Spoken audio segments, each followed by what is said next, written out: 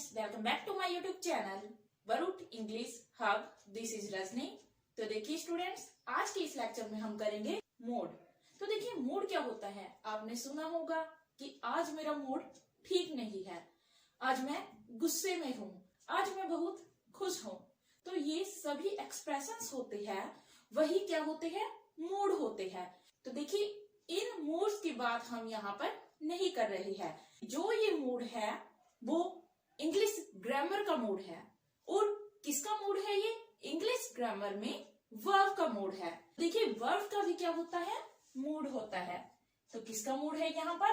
तो वो है वर्ब का मूड। तो वर्ब का भी एक मूड होता है जो हमें किसी इंसान की फीलिंग्स और इमोशंस नहीं दिखाता, बल्कि हमें ये क्या दिखाता है कि वर्ब की फीलिंग्स क्या है, कि कोई स्पीकर है, कोई बोलने वाला है, कोई वक्ता है, वो अपने भाव को क्या फैक्ट में बता रहा है, यानी कि क्या वो किसी बात को सच बोल रहा है या फिर उस स्पीकर की बात इमेजिनरी है, यानी कि कल्पनात्मक है। तो इसको ही हम क्या बोलते हैं, मूड बोलते हैं।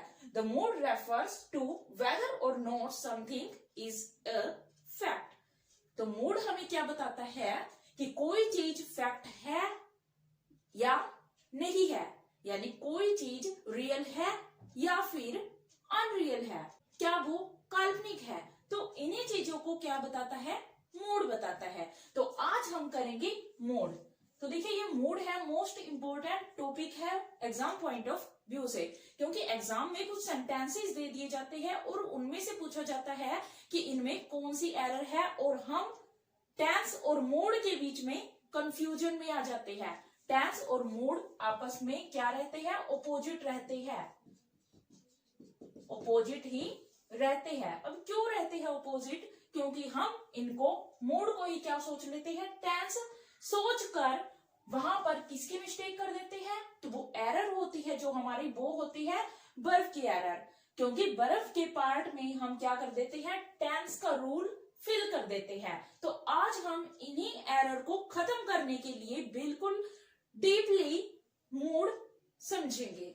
तो देखिए यहां पर बात करें तो जो मूड होती है इंग्लिश ग्रामर के अंदर, तो वो कितने टाइप के होते हैं, तो उनको आज हम 4 टाइप्स में करेंगे।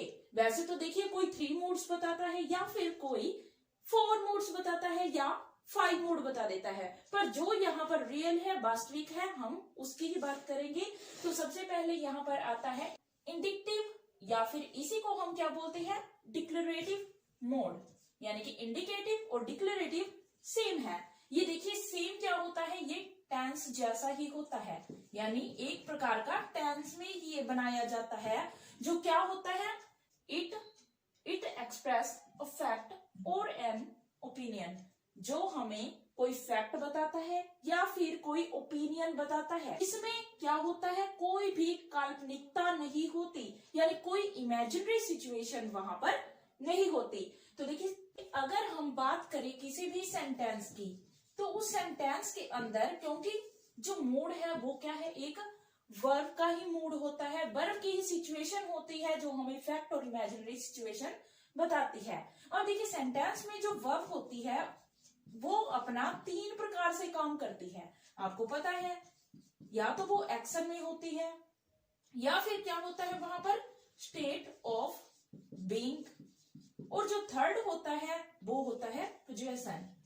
तो यहाँ पर क्या होता है, 3 टाइप्स में एक वर्ब काम करती है, या तो वो कोई एक्शन होगा, या स्टेट ऑफ बीइंग होगी, या फिर कोई पोजीशन होगा।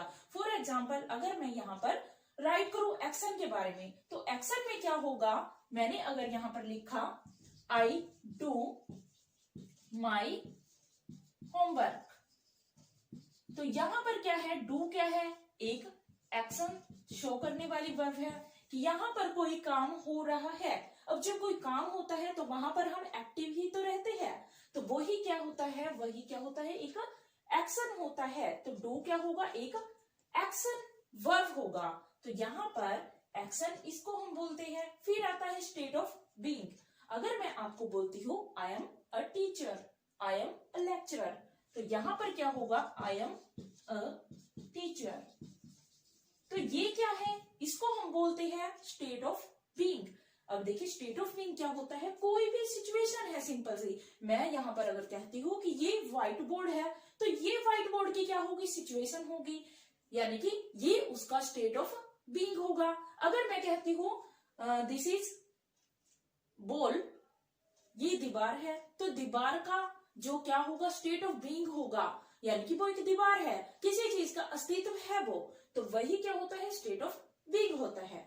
अगर थर्ड की बात करें, पोजेशन, आपको पता है जहां पर ओनरशिप शो की जाती है, जहां पर किसी भी चीज पर अधिकार दिखाया जाता है, तो वो पोजेशन होता है। फॉर एग्जाम्पल अगर मैं कहती हूँ आई हैव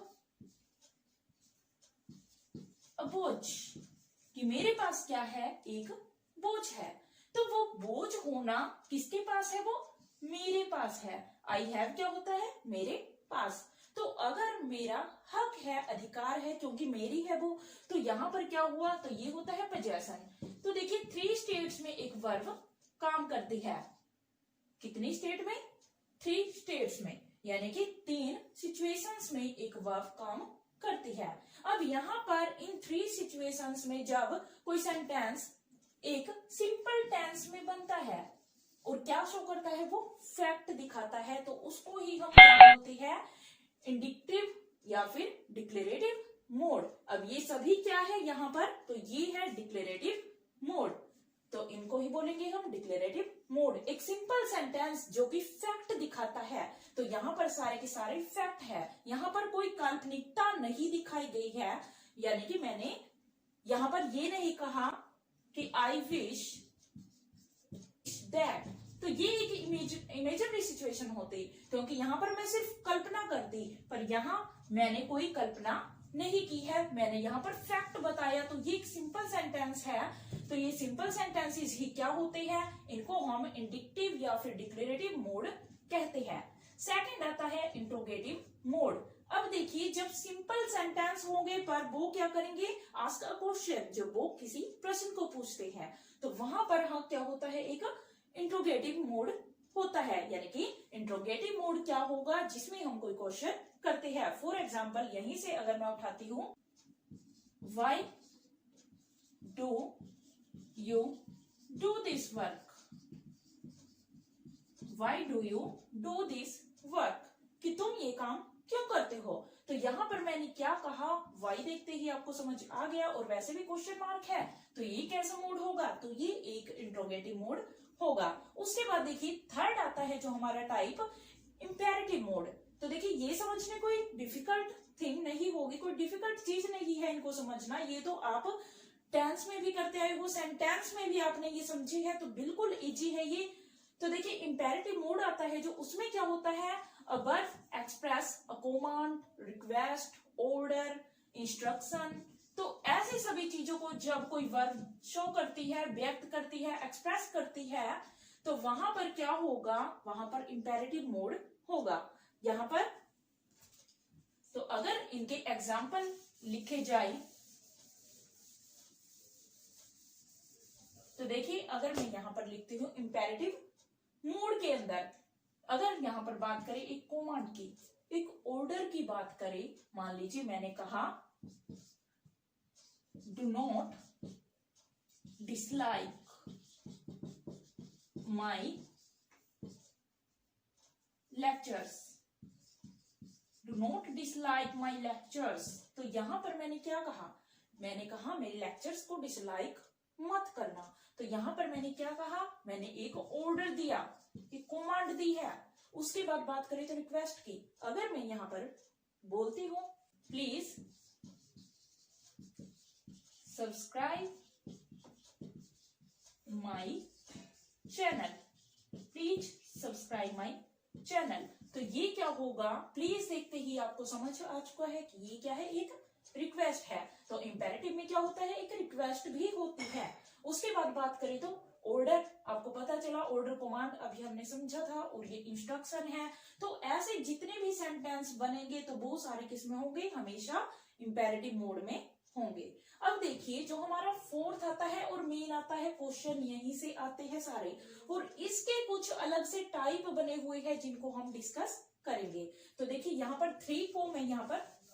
नेक्स्ट देखिए यहाँ पर, तो देखिए अब बात करते हैं फोर्थ है जो सब्जेक्टिव मोड, जो मोस्ट इंपॉर्टेंट है, क्वेश्चन यहीं से आते हैं एग्जाम में सब्जेक्टिव मोड से, क्योंकि जो 3 टाइप्स इससे पहले के हैं वो सिंपल है, टेंस में भी सेम ही रहते हैं, पर जो ये सब्जेक्टिव मोड है यहीं से क्वेश्चन आपसे पूछे जाएंगे आने वाले एग्जाम्स में। तो देखिए इनमें सबसे पहले होता है हमारे पास present subjective mode, present subjective mode. Second हमारा होता है past indefinite subjective mode. Third past perfect subjective mode. And fourth रहेगा अ कंडीशनल सब्जेक्टिव मोड। अब देखिए इनको हम पूरे डीपली पूरे डिटेल में करेंगे क्योंकि ये इंपॉर्टेंट है, मोस्ट इंपॉर्टेंट है। तो देखिए ये प्रेजेंट सब्जेक्टिव मोड है जो, ये क्या होता है, इसमें हमेशा क्या होगा, इसमें एक स्पीकर का ओपिनियन या फिर उसकी इंटेंशन रहेगी, ओपिनियन, इंटेंशन और विश, तो ये चीजें इसमें शामिल होगी प्रेजेंट सब्जेक्टिव मोड में। किसी भी स्पीकर का यानी बोलने वाले वक्ता का ओपिनियन क्या है, उसकी इंटेंशन क्या है, उसकी विश क्या है, तो यही प्रेजेंट सब्जेक्टिव मोड में दिखाया जाएगा, जो हम बिल्कुल डिटेल से पढ़ेंगे। और सेकंड में क्या होता है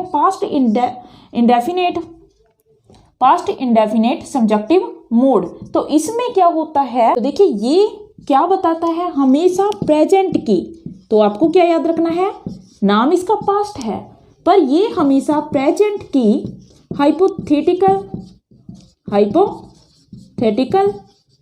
या फिर आप कह सकते हो इसी को इमेजिनरी, हाइपोथेटिकल यानी कि इमेजिनरी सिचुएशन को बताता है, ये आपको याद रखना है।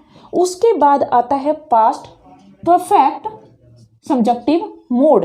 इसमें क्या होगा, हमेशा ही पास्ट की इमेजिनरी सिचुएशन होगी, तो कब की होगी ये, पास्ट की। तो देखिए पास्ट इंडेफिनिट में प्रेजेंट की रहेगी और पास्ट परफेक्ट सब्जेक्टिव मोड में हमेशा पास्ट की इमेजिनरी सिचुएशन शामिल होगी। और फोर्थ है जो हमारा वो रहेगा कंडीशनल सब्जेक्टिव मोड। इसमें हमेशा ही, जैसे कि नाम से ही स्पष्ट है कि इसमें क्या होगा, कंडीशंस होगी, यानी कंडीशन ही इसमें दिखाई जाएगी। तो ये कंडीशन कैसी होगी, तो देखिए एक तो होगी हाई पॉसिबिलिटी। तो देखिए कंडीशन में क्या होगा, फर्स्ट होगा जो, वो किससे रिलेटेड रहेगा, वो रहेगा हाई पॉसिबिलिटी से, यानी ऐसी कंडीशन जिसमें कुछ होने की बहुत ज्यादा संभावना होती है, हाई पॉसिबिलिटी। और सेकंड रहेगा इसमें लेस पॉसिबिलिटी, सेकंड क्या रहेगा, लेस पॉसिबिलिटी। और थर्ड है, यानी कि लास्ट इसका थर्ड टाइप जो रहेगा वो क्या रहेगा, नो पॉसिबिलिटी, जिसमें कोई संभावना ही नहीं है। यानी संभावना कैसी होगी, हमेशा ही संभावना कैसी रहेगी, तो वो रहेगी पास्ट की, पास्ट पॉसिबिलिटी इसमें शामिल होगी, यानी कि अतीत की संभावना। आपको पता है अतीत की कोई बातें अगर कोई संभावना ली जाए तो वो कभी सच हो ही नहीं सकती, तो वो इसका थर्ड केस रहेगा। तो ये नो पॉसिबिलिटी का केस पास्ट पॉसिबिलिटी होगी, जो किसमें आएगी, कंडीशनल सब्जेक्टिव मोड में। तो ये 4 टाइप है, 4 टाइप्स है जिनको बिल्कुल डीपली हमें करना है। अब देखिए यहाँ पर जो आता है प्रेजेंट सब्जेक्टिव मोड, इसमें हमने जाना कि जो स्पीकर होगा यहाँ पर स्पीकर के ओपिनियन, इंटेंशन या विश की बात की जाएगी कि एक वक्ता की इंटेंशन क्या है, उसका ओपिनियन क्या है किसी चीज़ के बारे में, किसी व्यक्ति के बारे में, या फिर उस स्पीकर की विश क्या है। तो आपने ये बात पहले समझी है, अभी मैंने बताई थी आपको कि जो एक वर्ब होगी, हमेशा जो मोड होंगे उनमें हमेशा 3 तरह से काम करेगी। तो फर्स्ट क्या रहेगा, एक्शन रहेगा, या फिर क्या रहेगा, स्टेट ऑफ बीइंग रहेगा, सेकंड स्टेट ऑफ बीइंग, और जो थर्ड वन रहेगा वो रहेगा आपका पोजेशन। तो ये चीजें आपको सभी में याद रखनी है कि चाहे सब्जेक्टिव मोड में कोई भी टाइप हो, उनमें हमेशा यही रहने वाली है। और इसके अलावा बात करें तो देखिए इसमें एक पैसिव कंस्ट्रक्शन भी होगी, आपको ये याद रखना है। इसी की पैसिव कंस्ट्रक्शन भी बन सकती है, पैसिव कंस्ट्रक्शन, पैसिव कंस्ट्रक्शन। तो ये प्रेजेंट के अंदर जब बात करेंगे ये चारों स्टेट आपको यहाँ पर याद रखनी है, ये चारों स्टेट्स जो भी ये रहेगी। अब देखिए एक्शन की बात करें तो एक चीज और यहाँ पर जो आपको याद रखनी है, जो ये प्रेजेंट सब्जेक्टिव मूड होगा इसमें हमेशा ही किसका यूज होगा, बेस फॉर्म का यूज। बेस फॉर्म में क्या होता है, फॉर एग्जाम्पल यहाँ पर मैं बात करूँ तो इज, एम, आर, वोज, वर, ये सभी चीजें यहाँ पर यूज नहीं होती, बल्कि ये बेस फॉर्म इनकी क्या होती है, तो वो होती है बी। यानी कि एक प्रेजेंट सब्जेक्टिव मूड होगा जो, उसमें हमेशा ही बेस वर्ब बी या फिर कोई भी फॉर्म है वर्ब की, मान लीजिए फर्स्ट फॉर्म होती है वर्ब की, सेकंड होती है, थर्ड होती है, इनके जो बेस रहेगा इन तीनों फॉर्म्स का, जो इनका बेस रहता है यानी कि जो मूल रूप होगा किसी वर्ब का, वही हमें यहाँ पर यूज करना है। फॉर एग्जांपल देखिए राइट अगर मैं लिखती हूँ तो इसकी सेकंड फॉर्म क्या होती है, रोट होती है, और थर्ड क्या होती है, रिटन। तो इनकी जो बेस फॉर्म क्या रहेगी, वो रहेगी राइट। तो ये फर्स्ट फॉर्म होती है जो वर्ब की, उसको हम बोलते हैं बेस फॉर्म। या तो देखिए जब ये वर्ड्स होंगे यानी कि इज, एम, आर, वोज, वर, ये सभी फॉर्म होती है वर्ब की, तो उनके लिए हमें बी का यूज करना होगा। और जब first form, second form, third form, इन सभी के लिए हमेशा हमें कौन सी फॉर्म यूज करनी होती है, फर्स्ट वर्ब की फॉर्म यूज करनी होती है। तो ये हुआ हमारा प्रेजेंट सब्जेक्टिव मूड का कुछ भाग जो हमें याद रखना है।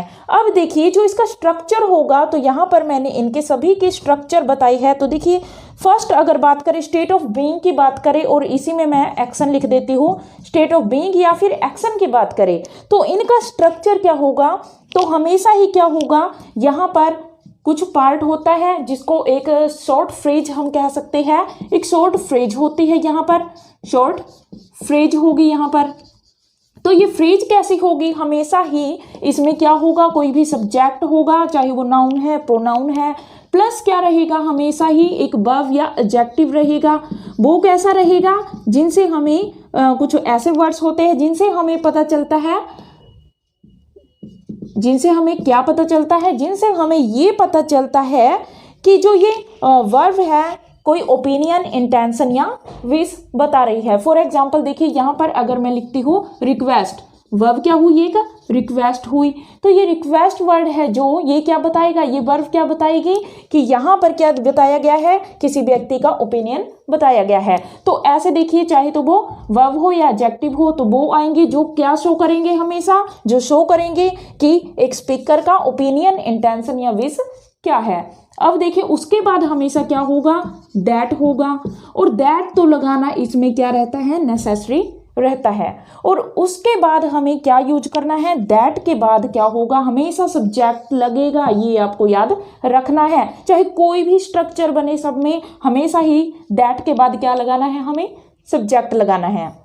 और फिर उसके बाद क्या यूज करना है, देखिए यहाँ पर B1 यानी कि किसके लिए होगा, ये एक्शन के लिए होगा। फॉर एग्जाम्पल डू यहाँ पर एक्शन दिखाएगा। और बी की बात करें तो जो इजएमआर, बोझबर जो यहाँ पर अभी हमने राइट किए थे, तो वे सभी इजएमआर, बोझबर ये सभी क्या होंगे, बी की फॉर्म होगी। यानी कि हमें वो नहीं यहाँ पर राइट करने, इजएमआर वगैरह यहाँ पर राइट नहीं करने, कोई वर्ब की सेकंड या थर्ड फॉर्म नहीं यूज करनी है, हमें हमेशा बेस इनका याद रखना है कि इनका बेस क्या है। तो दैट के बाद सब्जेक्ट और फिर बेस, और फिर नेक्स्ट होता है जो वो प्रेडिकेट। आपको पता है किसी भी सेंटेंस में सब्जेक्ट एंड प्रेडिकेट ही होते हैं, तो उसके बाद सारा प्रेडिकेट यहाँ पर आ जाता है। तो देखिए इसका अगर एग्जाम्पल लिखा जाए तो देखिए एग्जाम्पल की बात करते हैं।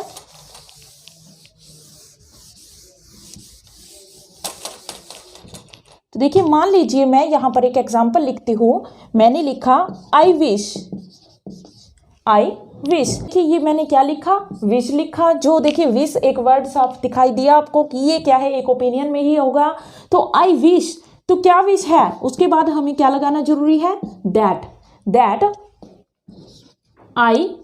आई के बाद हमें क्या यूज करना है, तो देखिए चाहे हम इन दोनों में से कोई भी केस बना सकते हैं, एक्शन या फिर क्या बना सकते हैं, स्टेट ऑफ बीइंग। तो अगर मैं यहाँ लिखती हूँ आई विश दैट आई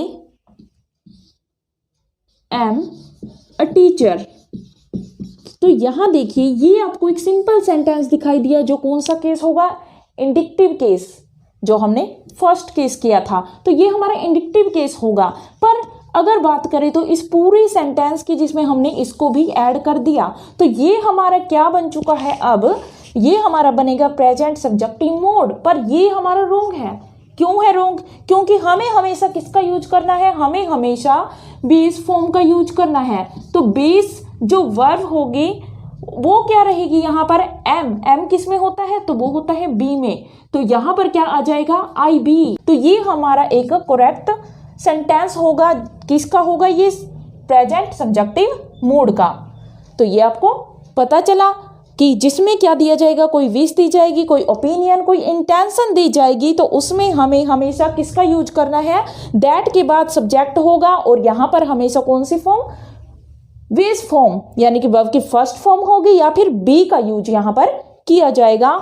और उसके बाद देखिए पोजेशन की बात हो तो दैट, वैसे ही सेम केस होगा। यहाँ पर कोई भी ओपिनियन से रिलेटेड वर्ड होगा या फिर कोई वर्ब होगी, कोई एडजेक्टिव होगा जो इंटेंशन दिखाते होंगे, ओपिनियन दिखाते होंगे या फिर विश दिखाते होंगे। और उसके बाद क्या होगा, हमेशा ही दैट का यूज होगा। उसके बाद सब्जेक्ट होगा, जो कि सभी में आपको यूज करना ही है दैट के बाद। और फिर क्या होगा, पोजेशन दिखाने के लिए हमेशा हैव का यूज होगा। तो यहाँ देखिए अगर मैं यहाँ पर पोजेशन के लिए यहाँ बनाती हूँ सेंटेंस ही, तो वो क्या हो जाएगा, आई विश दैट आई हैव मान लीजिए मैंने यहाँ क्या लिखा, car. I wish that I have a car. तो ये हमारा क्या हुआ, प्रेजेंट सब्जेक्टिव मोड में हुआ, पोजेशन से रिलेटेड, जिसमें मैंने क्या कहा कि मेरी इच्छा है कि मेरे पास क्या होनी चाहिए, मेरे पास एक कार होनी चाहिए। तो ये हमारा हुआ प्रेजेंट का पॉजेसिव केस। उसके बाद आता है पैसिव केस। इसका कैसे बनाया जाता है, तो यहाँ देखिए पैसिव में देखिए मैं कैसे कंस्ट्रक्शन करूँगी। मैंने मान लीजिए यहाँ पर लिखा I wish that my town be cleaned. तो देखिए मैंने यहाँ पर क्या लिखा कि मेरी इच्छा है कि मेरा जो टाउन है वो क्या हो जाए, बिल्कुल स्वच्छ हो जाए, साफ सुथरा हो जाए। तो यहाँ पर मैंने इसकी पैसिव कंस्ट्रक्शन की। विश क्या दिखाया, विश ने क्या दिखाया कि ये क्या है, किसी स्पीकर का ओपिनियन है, उसकी विश है ये, यानी कि ये किसी स्पीकर का क्या है, ये किसी स्पीकर की विश है। तो ये प्रेजेंट सब्जेक्टिव जो केस होगा उसमें सिर्फ इतने ही रूल होते हैं जो हमें याद रखने होते हैं। तो फर्स्ट रूल यहाँ पर क्या निकला, प्रेजेंट सब्जेक्टिव मोड में फर्स्ट रूल कि आपको हमेशा क्या यूज करना है, ऐसे वर्ब या फिर ऐसे एडजेक्टिव का यूज करना है जो क्या शो करते हैं, जो हमेशा शो करते हैं किसी व्यक्ति के ओपिनियन को, किसी के इंटेंशन को या किसी की विश को। और सेकंड चीज आपको याद रखनी है कि इसके बाद हमेशा हमें दैट का यूज करना है और उसके बाद हमें सब्जेक्ट को लगाना ही लगाना है। और उसके बाद क्या रहेगा, हमेशा बेस फॉर्म का यूज किया जाएगा। तो सिर्फ इतनी 4 बातें हमें यहाँ से याद रखनी है और उससे ही हमारा क्या बनता है, पूरा का पूरा प्रेजेंट सब्जेक्टिव मोड बनता है। अब देखिए यहाँ पर 3 टाइप्स जो बचे हैं उसको हम नेक्स्ट लेक्चर में डिस्कस करेंगे। तो अगर आपको लेक्चर अच्छा लग रहा हो तो चैनल को लाइक, सब्सक्राइब एंड शेयर जरूर कीजिएगा। Thank you.